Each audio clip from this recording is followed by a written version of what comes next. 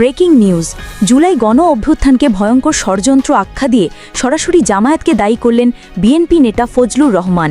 তিনি চরম কটাক্ষ করে বললেন, সার্জিসরা আর নেতা নয়, তারা কেবল অভিনেতা।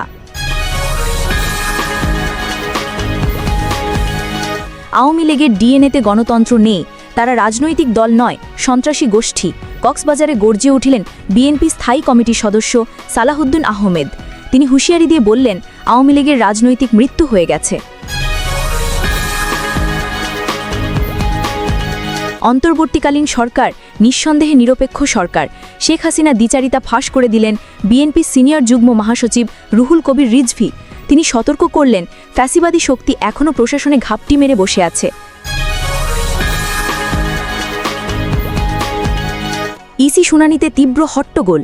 ব্রাহ্মণবাগিয়ার আসন সীমানা নিয়ে রুমিন ফারহানা গ্রুপ এবং এনসিপি নেতাদের মধ্যে হাতাহাতি ও উত্তপ্ত বাক বিতণ্ডা।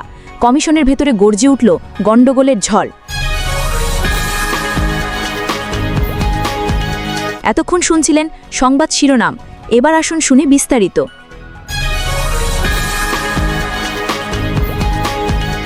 Breaking news.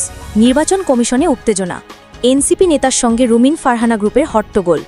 আজ রোববার দুপুরে নির্বাচন ভবনে অনুষ্ঠিত হল সংসদীয় আসনের সীমানা নিয়ে দাবি আপত্তির শুনানি। আর সেই শুনানিতেই ঘটে গেল এক অভূতপূর্ব ঘটনা।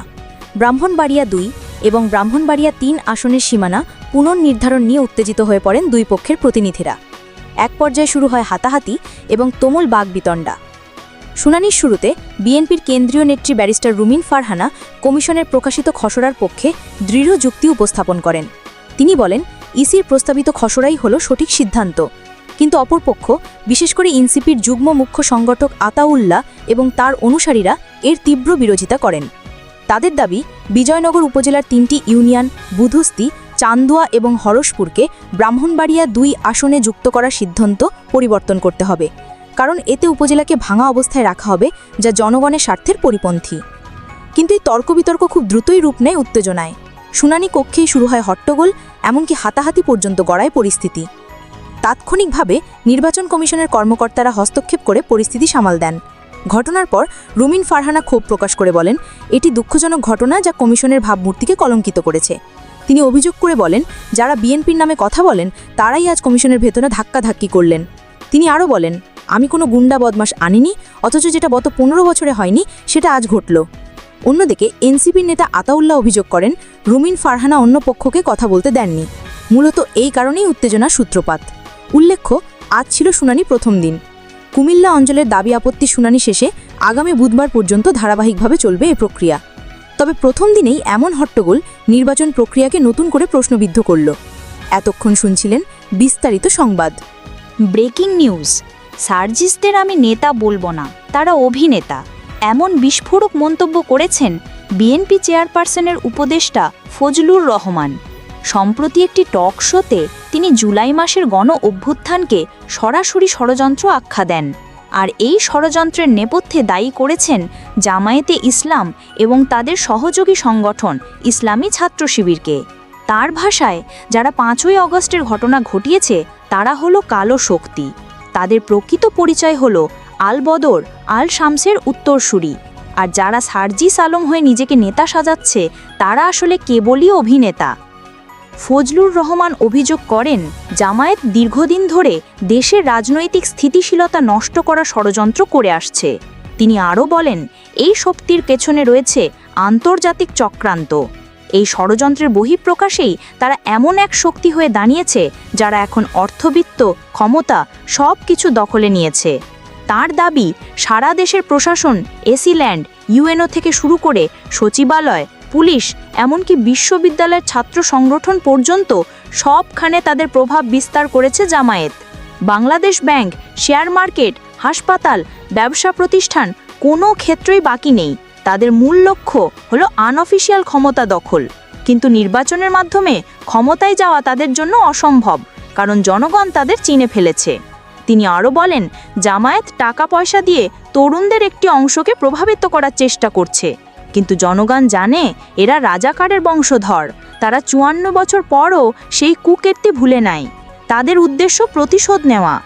ফজলুর রহমান শেষ পর্যন্ত সতর্ক করে বলেন, বিএনপি হলো জামায়াতের প্রধান প্রতিবন্ধক, তাই দেশপ্রেমিক শক্তিগুলোকে ঐক্যবদ্ধ হয়ে এই কালো শক্তির ষড়যন্ত্র মোকাবিলা করতে হবে।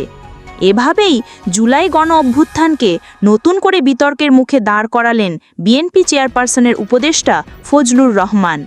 এতক্ষণ শুনছিলেন বিস্তারিত সংবাদ। Breaking news. আওয়ামী লীগের ডিএনএতে নেই গণতন্ত্র, তারা রাজনৈতিক দল নয়, সন্ত্রাসী গোষ্ঠী, এমনই বিস্ফোরক মন্তব্য করলেন বিএনপির স্থায়ী কমিটির সদস্য সালাহুদ্দিন আহমদ। শনিবার কক্সবাজারের চকরিয়া সরকারি কলেজ মাঠে উপজেলা বিএনপির দ্বিবার্ষিক সম্মেলন ও কাউন্সিলে প্রধান অতিথির বক্তব্য রাখতে গিয়ে তিনি একের পর এক অভিযোগ তোলেন ক্ষমতাসীন আওয়ামী লীগের বিরুদ্ধে। তিনি সরাসরি দাবি করেন, আওয়ামী লীগ আসলে কোনো রাজনৈতিক দল নয়, বরং একটি সন্ত্রাসী গোষ্ঠী। এই কারণেই সন্ত্রাস দমন আইনে তাদের নিষিদ্ধ করা হয়েছে। আর শেখ হাসিনা যেভাবে ভারতে পালিয়ে গেছেন তা প্রমাণ করেছে তিনি কোন দেশের লোক। সালাহুদ্দিন আহমদ বলেন, জাতিসংঘের মানবাধিকার কমিশনের রিপোর্টেই হাসিনা গণহত্যাকারী হিসেবে চিহ্নিত হয়েছেন। ফলে আওয়ামী লীগের রাজনৈতিক মৃত্যু ইতোমধ্যেই ঘটেছে। এই দল ও তাদের নেত্রীর আর বাংলাদেশে রাজনীতি করার কোনো অধিকার নেই। তিনি অভিযোগ করেন, শেখ হাসিনা পুরো দেশকে এক ভয়ঙ্কর কারাগারে পরিণত করেছিলেন।